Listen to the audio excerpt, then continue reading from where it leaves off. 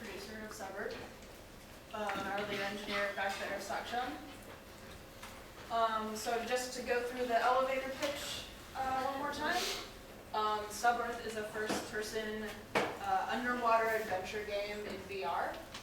And kind of the core gameplay is puzzles based on observation of your environment. So you find objects in your environment, use them in different ways to move through the game. So where we were at midterm, we had improved water effects from the previous semester, added fog, caustics, and water planes within the level to kind of sell the idea that you are underwater a little bit more. We had implemented a rigged hand so that you can interact with screens and different interfaces within the game. We had a basic sonar functionality implemented that was still on its way, and also risk notifications still kind of coming along at that point also. And we had added two completely new puzzles, one being the elevator puzzle and one being a control panel puzzle that would open the moon pool room at the end of kind of the first level. So that's where we were at midterm. Since then, there's two major components that we've worked on, one being the tutorial, which was really important, especially in VR, to get new users acclimated to the environment and know exactly what they needed to do. So our fully re-implemented tutorial basically steps the player through every skill that they need to play the game. Those skills being interaction with objects in the world, swimming, and propulsion, which are our two main mechanisms for movement. It introduces them to all the button map things on the Vive controller. And by iterating with Sinjin on this and also playtesting, we got it to the point where a VR novice could jump into the game and get through this tutorial with basically no outside help from the people standing around them. So that's the tutorial. A couple of other improvements that we've added this half of the semester. Player's wrist computer, which shows their oxygen levels, and it also has a reference button so that they can bring up the Vive controllers whenever they want to and check what those button mappings are if they forget. A lot of you guys will remember we had an inventory system that was a model of the player's suit that spun around and you could put things into it. Well, we really liked that and was really cool. We decided it ultimately overcomplicated the game and overcomplicated the process of getting oxygen. So we eliminated that, and now basically how you get oxygen is you just put it over your shoulder and let go of it like that. Another improvement is when you actually go to put the suit on, the process is fully automated. So all you have to do is swim up to the locker where it is, the suit animates to you, your thrusters animate to you, kind of like Iron Man, and then you're ready to go. You don't have to mess with anything when you do that. And then the other thing was more content. So at the end of the midterm, basically you could get to where you're about to exit the rig, but you couldn't go out. Now you can go outside. We have an environment modeled out. It's really cool. Our art team did a fantastic job on it. And we have one more puzzle that we've implemented involving a vehicle. You basically have to install a battery to make it operational. And you'll see a little bit of this at the end of our demo, especially the exterior of the rig that we're going to show you.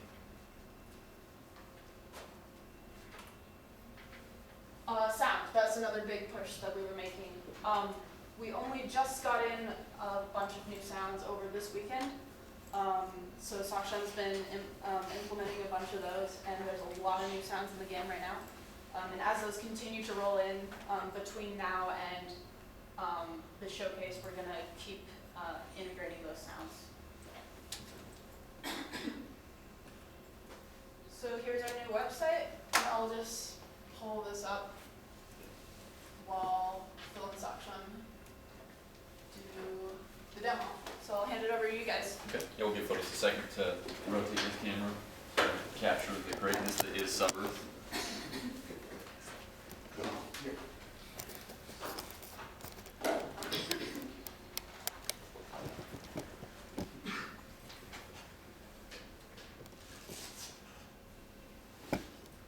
One of the things we're very envious, we used Unreal we're envious of Unity, and I'm sure Sinjin would agree with our evaluation of this, is we wish we could get the full screen, the full width. They don't have support for the Vive in Unreal yet for full screen, which makes demoing it all more necessary for you to come to the showcase and actually play it. But we will adequately demo it here so you can really see exactly what Christine was saying we added. Make sure everyone can see. So here we start off the player in the tutorial. It makes the most sense. Someone who's playing a VR game for the first time, we don't want to have them go through any kind of menu. We just start in the tutorial. So this is our new interface. That's the SubEarth guide that is going to guide the player through the tutorial. So Saksham here today, he's getting his SubEarth training for the day. Go ahead and tap next. It's going to get him used to his environment. So now we're going to get him used to his SubEarth assistant, which is attached to his wrist. So go ahead and tap the SubEarth logo. Most excellent. So on the right, you can clearly see that he has oxygen levels. And on the left, he has current tasks. However, because he has his guide, his tasks are going to be displayed on the actual guide. Go ahead and tap next. Go ahead and tap next one more time. And then on the far left, you have a menu button and a show controller button. We try to keep it really basic, nothing that wasn't absolutely necessary. So the main menu will take you to the menu, and we'll do the show controller in just 1 second. Tap next. Go ahead and show them the controllers. All right. So let's just look at the left controller first. It says to familiarize it. Go ahead and press each of those buttons. Press propel. There you go. And the trigger. We got, like Christine mentioned, we have the animated hand now that responds to the trigger grab. Go ahead and do it with the other controller as well. And it seems like those things don't really do anything. Apparently we're going to need something else, specifically the suit, to make those buttons do anything. So go ahead and hide those controls. All right, now we're going to move on to picking things up. Go ahead and grab an oxygen tank if you can. There you go. All right, drop it back down. Excellent, way to go. So today's safety training is on workplace flooding. We're going to just dive right into it. All right, go ahead and swim up to the surface. Most excellent. All right, go ahead and look at your oxygen level real quick. All right, so it looks like your lungs are pretty full. Let's go underneath the surface just momentarily. Let's look at that go down. Nice, way to go. All right, swim back up. Just make sure we don't die. All right, go ahead and tap next. All right, so now he's going to guide you around. Let's go ahead and follow him. I know you guys can't really read that very well, but it's incredibly clear. We did focus very heavily on the frame rate. As of this build, we had it usually about 100 frames per second, often close to 120. There were a couple areas at 90, but really kept it up there. Go ahead and swim towards the center there. What does it say? All right, so the air, we need to keep our head above the water to keep getting air. So go ahead and get up there. Nice. Go ahead and check your oxygen one more time. All right, you're doing outstanding. Way to go, Saksham. Just doing swimmingly. All right, go ahead and follow it. All right, so now we need to get the suit. Go ahead and swim right over to the suit. And here we'll see the automation for a wonderful suit. And again, like Christine said, we wanted to get it to where the player got rewarded for any action that they did, but we didn't punish them by making them have to do more and more things to get what they wanted. You already got this with the suit, so let's get the suit. All right, most excellent. All right, let's go ahead and, well, I don't remember which one's the propel button, so let's bring back up the controls. Oh, that's what it was. All right, go ahead and propel around for a second.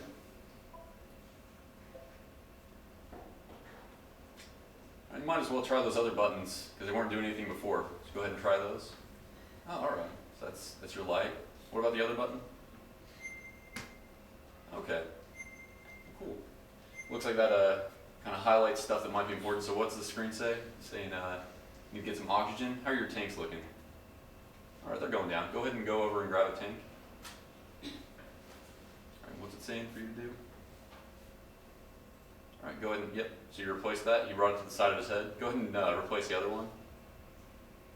Nice. All right, so there's only the one door. Let's assume that hopefully the elevator's out that way. Go ahead and head out towards the elevator. I mean, that's promising, but all right. looks like we're a little bit overweight. Let's see if the guide has any advice for us. All right, so we just need to propel into these big things probably to get this thing so it's not overweight. Go ahead. Nice, nice. Way to go, Sachin. You're really good at this, Sachin. All right, let's go down to the S3 moon pool level. Go ahead. Go over to the elevator. All right, we'll go on down.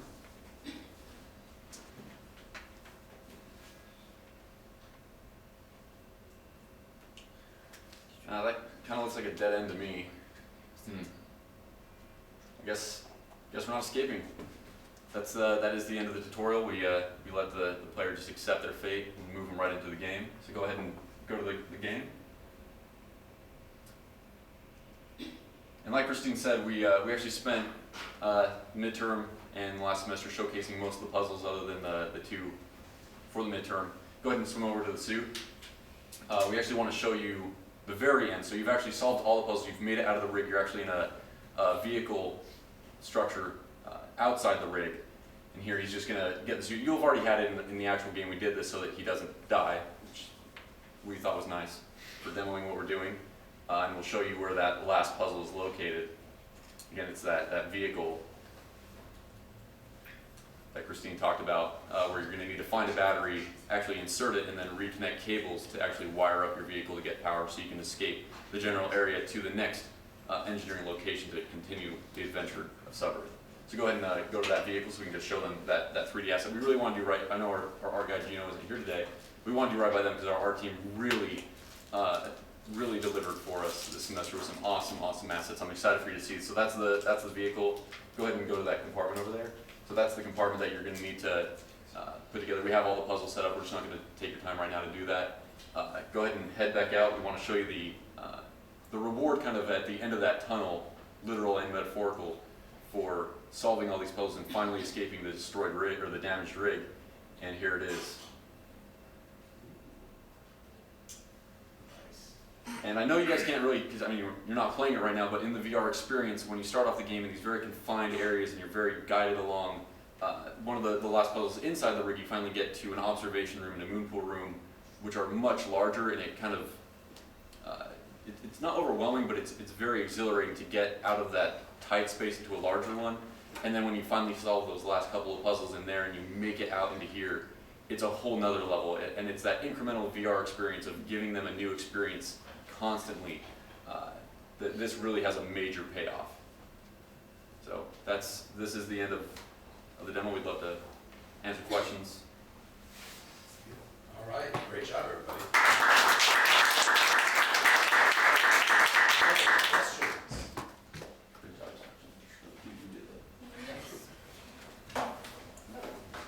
So have you tested how long can users be comfortable using the VR and playing the game? How does that influences how long your game is, or have you thought about that? Yeah, the length doesn't really ever seem to be a problem per se.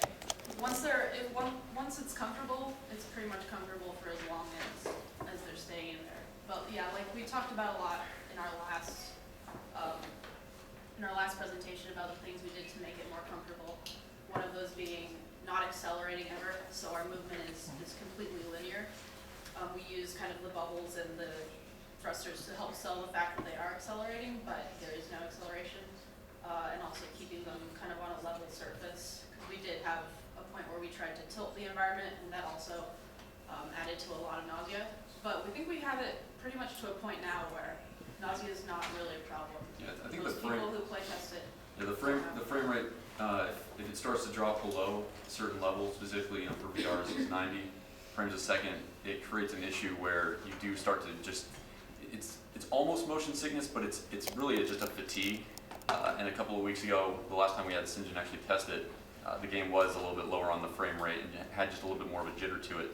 And that discomfort just becomes far more apparent when you are playing. So it's really an issue of polish, not so much about the VR experience. Yeah, for so this one. my question was more on is having to wear the device might be maybe tiresome for somebody, for people. I don't know if that if that actually happens or not. I'm just like Yeah, and imagining. when I first saw the headset, that was my initial response was, can you only wear this for 20 minutes? And they actually did I think a fantastic job of getting it to where you really don't even notice it on your head. It's more of an eye strain or a discomfort issue way before it's any kind of neck strain or arm strain.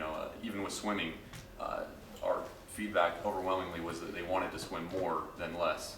So no one reached sort of a level of fatigue unless it was something on a performance issue and some sort of design issue. So I'm hoping in the future, the biggest issue for me whenever I'm testing is actually the cable.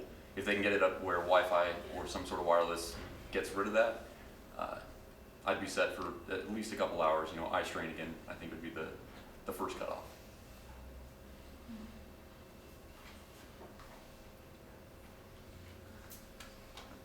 Yes, your question. Yes.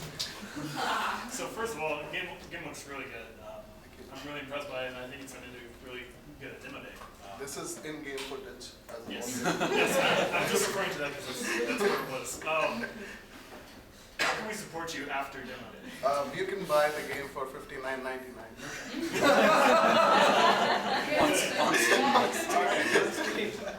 But 3 Subway sandwiches. But I mean, I'm kidding. I don't. Truthfully, wanna- we don't Yeah. know exactly Yeah. what we're gonna do. We all have jobs lined up. Yeah. Pretty much everybody on the team. I think this game fulfilled its purpose. I mean, Yeah.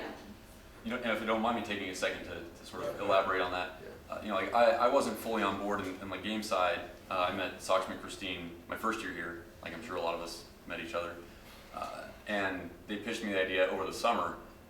Specifically, she wanted to work for Disney, and I like making video games. We all like video games. So for us, this course, it wasn't so much about making a game that was going to live its own life, but that it was something that in our lives we wanted to do.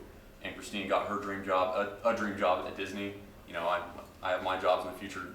He gets to live up in Pasadena. It's like we all got to accomplish what we wanted to, and that's a great thing.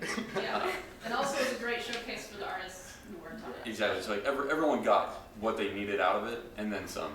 So I feel like on a personal level, I got to do something I wanted to do, and likely, you can't really do this anywhere else. At least not to the level that you get to at SC.